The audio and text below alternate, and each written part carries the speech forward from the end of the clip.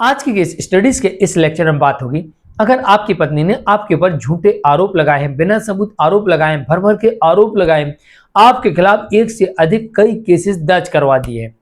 और आप अभी भी अपने आप को मानते हो कि मैं बेगुनाह हूं, मुझे इस झूठे केस में फंसाया गया है, पत्नी ने सारे के सारे आरोप मेरे ऊपर झूठे लगाए हैं, तो ऐसी स्थिति में आप इस फार्मूले का इस्तेमाल करके और अपने आप को बेगुनाह साबित करवा सकते हैं। लेकिन इस फार्मूले को आपको ध्यानपूर्वक समझना होगा, इस्तेमाल करना होगा, तभी ऐसा होगा कि आप अपने आप को फटाफट जल्दी से जल्दी बेगुनाह साबित भी करवा पाएंगे और पत्नी को गुनहगार साबित भी करवा देंगे, क्योंकि आपकी पत्नी ने आपके ऊपर झूठे आरोप लगाकर झूठे केस में फंसाया है। पत्नी ने यह बहुत बड़ा गुनाह किया है, इसलिए वो गुनहगार है। जय जिनेंद्र, मैं हूं केस जैन। वीडियो को लाइक और शेयर कर दीजिए और इस तरह जजमेंट्स पाने के लिए दिए गए नंबर पर आप हमें संपर्क कर सकते हैं। चलिए शुरुआत करते हैं। नंबर 1, आपको लगता है आप पूरी तरीके से संतुष्ट हैं क्या? हाँ, मेरे ऊपर जितने भी केसेस आए हैं, जितने भी आरोप आए, सब के सब झूठ हैं, पत्नी इन्हें कोर्ट में साबित नहीं कर सकती, सिर्फ मन गढ़ंत आरोप लगा रही है संपत्ति हड़पने के लिए, अपनी अडल्ट्री छुपाने के लिए, अपने द्वारा किए गई हिंसा को छुपाने के लिए, या फिर अपनी मनमानी करने के लिए, या फिर अपना वर्चस्व को कायम रखने के लिए, या फिर अपने ईगो को बचाने के लिए, या फिर कोई भी कारण हो सकता है, ब्लैकमेल करने के लिए, परिवार से अलग रहने के लिए, संपत्ति का बंटवारा करने के लिए, पूरी प्रॉपर्टी अपने नाम करवाने के लिए, मायके में रहने का दबाव बना रही है।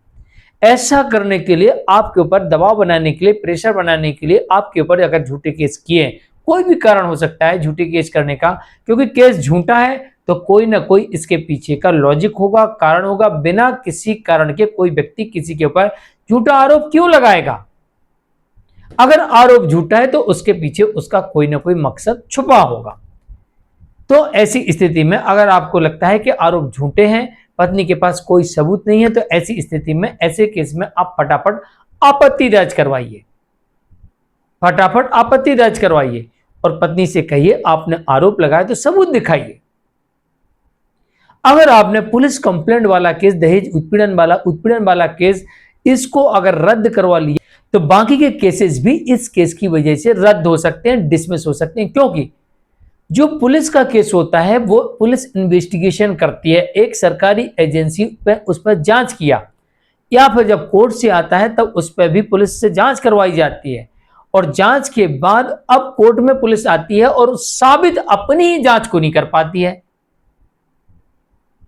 भाई, जांच किया, आपके विरुद्ध केस बना दिया, कोर्ट में आया और पुलिस उसको खुद साबित नहीं कर पा रही अपनी जांच को,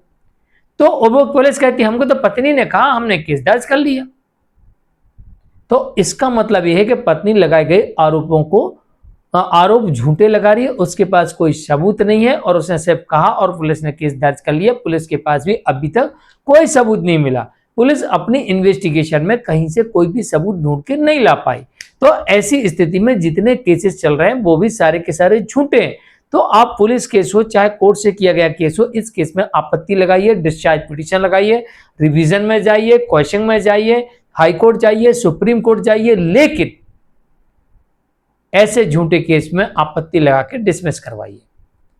क्योंकि जब आप सारे स्टेप एक के बाद एक चलते जाएंगे तो कोर्ट पत्नी से सबूत जरूर मांगेगी, और पत्नी के पास सबूत नहीं होगा तो केस झूठा होगा, और केस झूठा होगा तो बाकी के केसेस भी इसी से डिसमिस हो जाएंगे और यह साबित हो जाएगा कि पत्नी ने झूठे आरोप लगाए थे। दूसरा, जो मेंटेनेंस का केस है उसको आप सुपर फास्ट चलाइए, इतना फास्ट चलाइए कि जितनी स्पीड से प्लेन भागती है,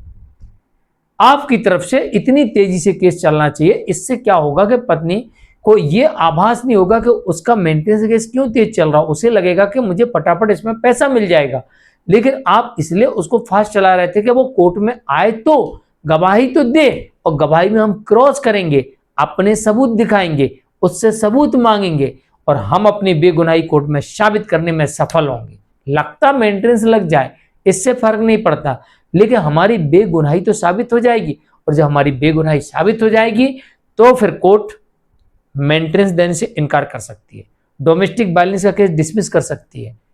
आपको तलाक मिल सकता है, पत्नी का दहेज उत्पीड़न का केस भी डिसमिस हो सकता है।